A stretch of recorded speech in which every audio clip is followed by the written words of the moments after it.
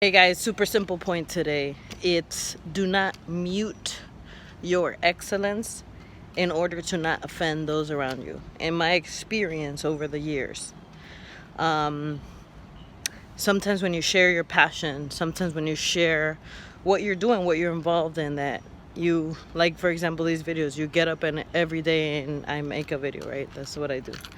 And a lot of people who set out to do something, a lot of lip service, don't accomplish anything, don't have a track record, and they feel offended when you share, when you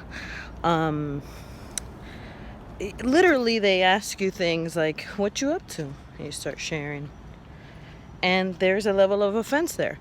And I thought about this in the gym because a lot of people are working out very quietly, and when I'm really pushing the limit, like, I sound crazy. I'm grunting and I mean, just every sound coming out. Like today, let me give you a tidbit tip at the gym that helped me a lot today. I put up pretty heavy weight, and a lot of times I just hit 8 to 10 reps. And I mean 8, and I'll be like, all right, I did 8, that's enough. Like, stop. No, but today I was counting in 3 sets of 4s, because 3 sets of 4s, which is 12, is a lot shorter than 8 to 10. So I go, okay, 1, 2, 3, 4. Okay, now I'm on the second set. 1, 2, 3, 4. Okay, now I'm on the third one.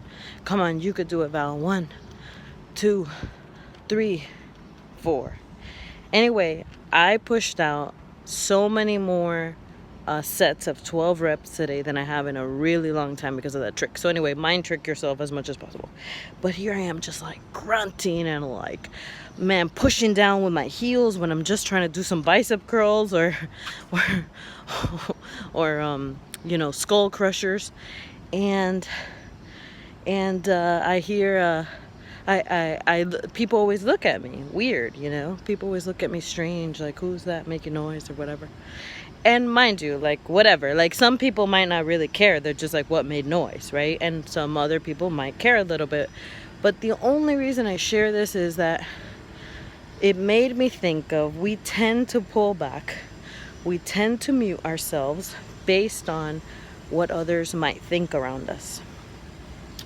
We tend to not share our heart as it really is inside because of what other people think about us, what other people may respond. And I'm really wondering how often do we put out our fire a little bit? Do we reduce our fire just to not offend? When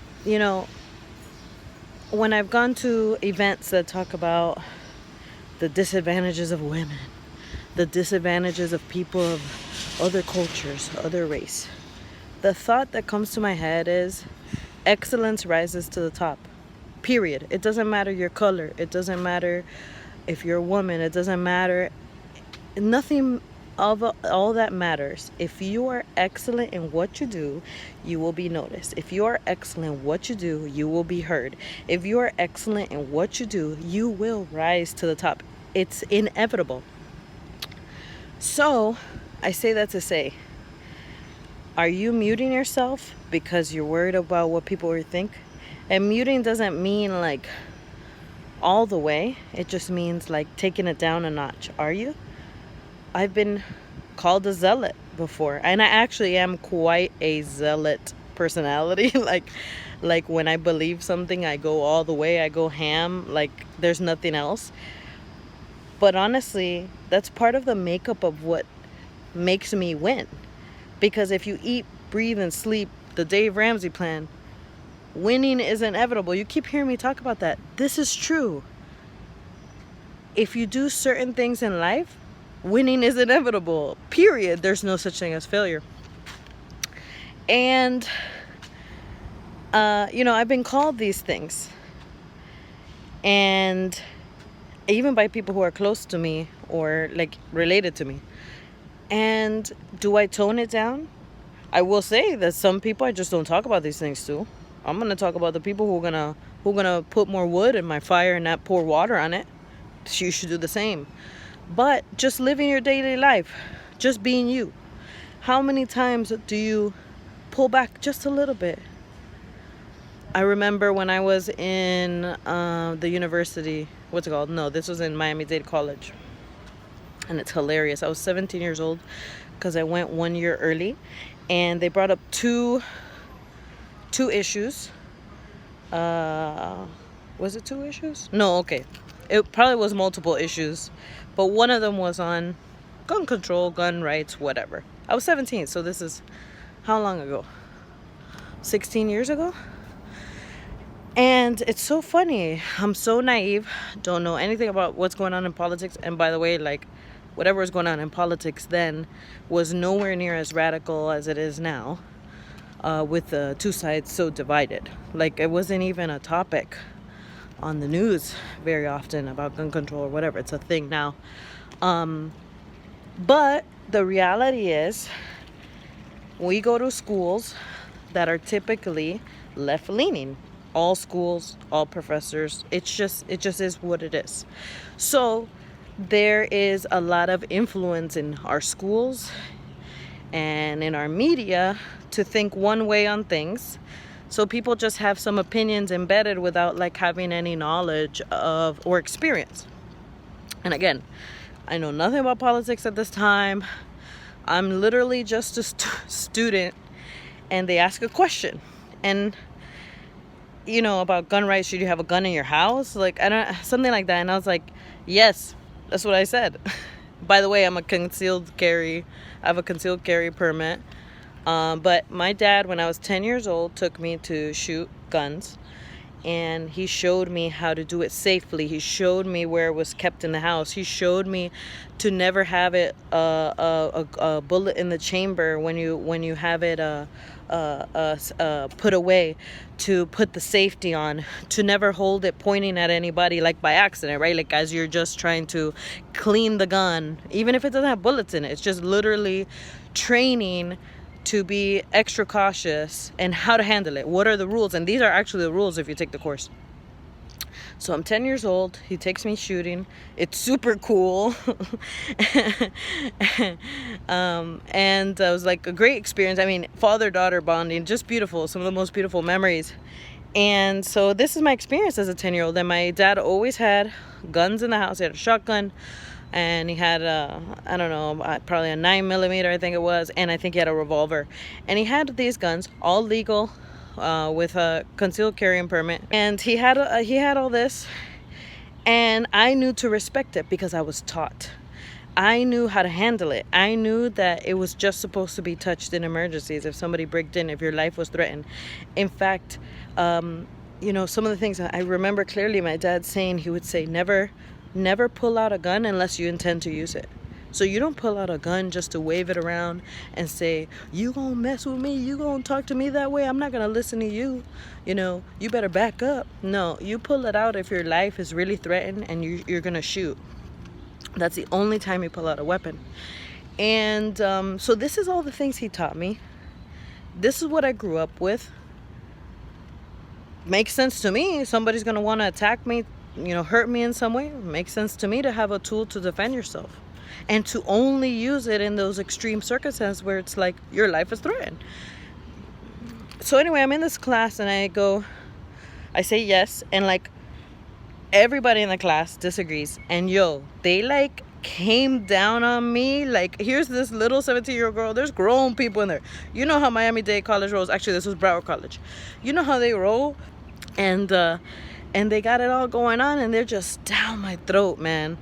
And I can barely get an opinion out. I can barely explain why. I'm not even allowed. Like, I'm talked over. And then when the topic came up again, I stood my ground again. And all I'm doing is sharing my story, my experience. And there was no welcoming audience to hear my viewpoint, to disagree, to have discourse. It was literally just bullying and to shut up. They were like, when I literally would open my mouth, they would be annoyed. Oh, here goes Valerie again. I'm so glad that I was so naive that I just kept talking. But I'm not gonna lie, I'm pretty sure over the course of the years, as I was finding myself, as I was figuring things out, I probably was muted in classes when I had a different opinion because of that experience of being bullied through it, even though I didn't get quiet in that one. And I mean, that's life. We have some tough experiences we have to go through. We have, sometimes we stand up to our detriment. Sometimes it is time to be quiet. And sometimes, most times, we're too quiet all the time because we don't want to stir the pot. We don't want to stir anything up. But anyway, I just shared that story just to say, hey, what are you, where are you muted? And are you muted out of fear with what people might think, what people might say? Are you muted because of bullies in the past, and an experience that, good morning, an experience that changed you didn't even notice? Like, I'm recollecting that now because I've been doing a lot of analyzing. And just like I'm saying, would I mute myself in the gym out of embarrassment and not push it all the way where I'm going to have to grunt and squirm to get it done?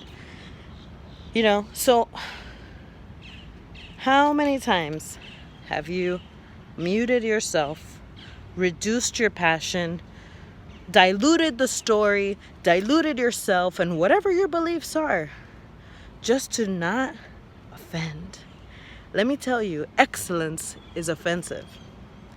Excellence confronts those who are not excellent. Excellence makes people, shines a light on people's laziness, blame shifting, lip service.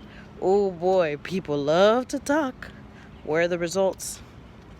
Anyway, that's literally what came to my head, and I find it super interesting that I recollected the story of my past.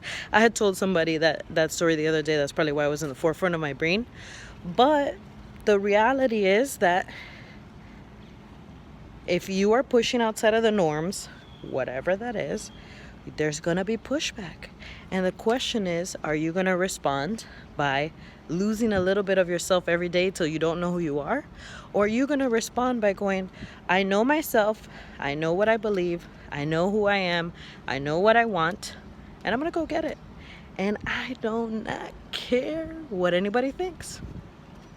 That's a you problem. Anybody who knows me knows that's my line. That's a you problem, not a me problem. So, you got a problem with it? Oh well. Adios.